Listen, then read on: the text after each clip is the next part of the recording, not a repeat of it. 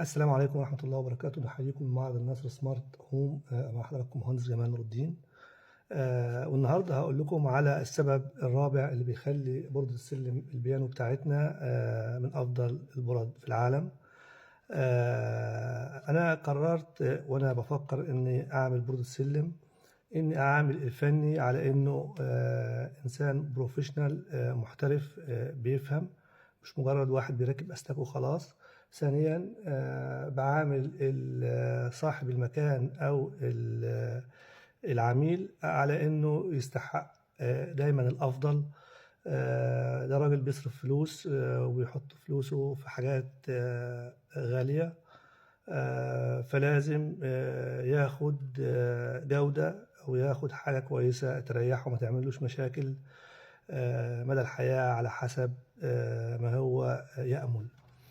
لذلك لما جينا نصنع البوردة دي أنا ما حطيتلكش باور سبلاي ممكن يعمل لك مشاكل. باور سبلاي ممكن يكون صغير ما يستحملش إلا عدد بسيط من الدرجات، فبالتالي الفني بيوصل كل درجات السلم، ما بيحسبش الأحمال بتاعته، ما بيعرفش الباور سبلاي المظبوط اللي ممكن يستخدمه، وبالتالي بتحصل مشاكل كتير جدا ما بيعرفش أسبابها.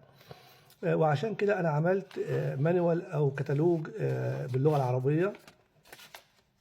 الكتالوج ده مشروح فيه كل شيء،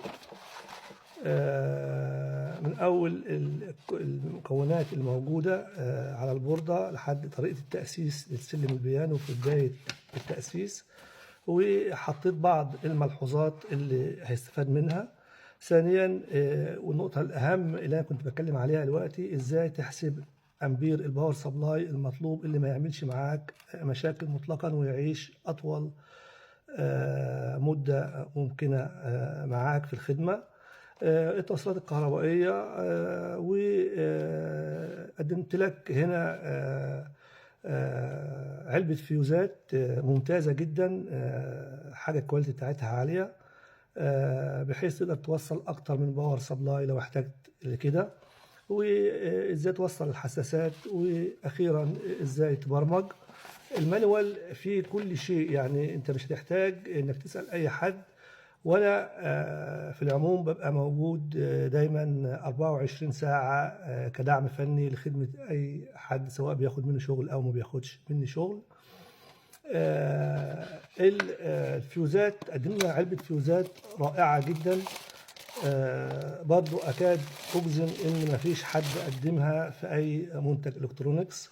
زي ما أنت شايف حضرتك، علبة فيوزات محترمة جدا، كواليتي عالي، خامة كويسة غالية، بحيث ان تقدر توصل عليها اكتر من باور سبلاي باريحيه تامه، وانا شارح ده في الفيديو بتاعي وشرحه في المانيوال. الحاجه الاهم اللي انا مقدم لحضرتك حساسات، يعني من الجوده بمكان، يعني حساسات محترمه جدا جدا ومكلفه. انا ما بستخسرش حاجه في البورده دي خالص. زي ما قلت لحضراتكم، انا يهمني ان العميل يكون اخد حاجه بجوده عاليه، والفني يكون بيعمل شغل محترم، العميل ما يقولوش بعد يوم او يومين البورده بتخرب في مشاكل.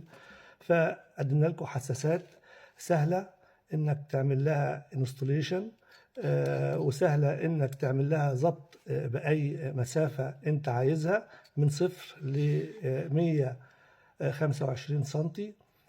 في انديكيتور لامب بتقول لك ان المسافه بتاعتك مظبوطه. في هنا مسمار بتزود وتقلل منه المسافه، عكس عقارب الساعه بتقلل، مع عقارب الساعه بتزود، بحيث يديك مسافه اكيوريت بالملي للسلم بتاعك.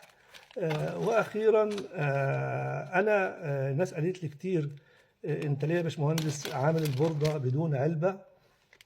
ده برضه علشان انا بحترم عقل العميل، عامل له البوردة بدون علبة، لان انت حضرتك عندك 36 درجة، 24 درجة، ايا كان عدد الدرجات، 32 درجة، فانت بتحتاج انك تدخل خراطيمك في قلب بوكس او في قلب علبة. فمهما كانت العلبة اللي أنا هقدمها لك مش هتكفي كل الخراطيم، فبتضطر تحط العلبة بتاعتنا جوه علبة تانية. طب ليه؟ يبقى فين التهوية وفين اللي أنت عايز تستخدمها؟ عموما إن البوردة بتستخدم 12 فولت، يعني مفيش فيها حاجة خطر خالص، ولكن أنا بقدم لك هنا براكتس ممتازة جدا زي ما أنت شايف حضرتك، بمسامير عشان تقدر تحط البوردة بتاعتك في أي بوكس أنت عملته يناسب عدد الدرجات بتاعتك والخراطيم بتاعتك. البراكتس ديت براكتس برضو جودتها عالية، وبتديك مساحة من تحت كويسة حوالي 2 سم ونص، بحيث تعمل تهوية ممتازة للبوردة. والبوردة بتبقى محطوطة في اللوحة الصح، لوحة واحدة أو في علبة واحدة، ما بتضطرش إنك تحط علبتين جوا بعض. لو بصينا هنا كمان على المكونات والتقفيل يعني بجد حاجة عالمية وحاجة محترمة جدا. ده السبب الرابع اللي عشانه عملنا بوردة السلم بتاعتنا بالكيفية دي، وقلنا عليها إن هي أفضل بوردة في العالم.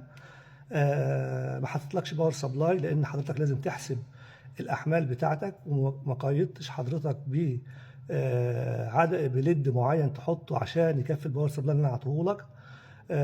ما قيدتكش بمكان تحط فيه اللوحة او البوردة بتاعتنا، لا تحطها في اي مكان انت عايز بالبراكتس الموجود ده. وهتظبط الحساسات بتاعتك على اي مسافة انت عايزها، والحساسات بتتحط في اي سدادة بتخرج لها وبتتركب بكل سهولة ويسر. وعملنا لك مفاتيح جرس كمان جنب السدادة لو حبيت تستخدم مفتاح الجرس إن حصل أي مشكلة لا قدر الله في الحساس ده. وأنا بضمن لك المنتج بتاعي 3 سنين، وأنا متأكد إن هو هيعيش مع حضرتك مدى الحياة، لأن احنا عارفين بنعمل إيه بالظبط. وبكده يبقى ده الدرس الأخير اللي بيجيب على تساؤلات ليه أنت بتقول إن البوردة بتاعتك أفضل بوردة في العالم. وبكده يبقى انتهينا من الموضوع ده. والسلام عليكم ورحمة الله وبركاته.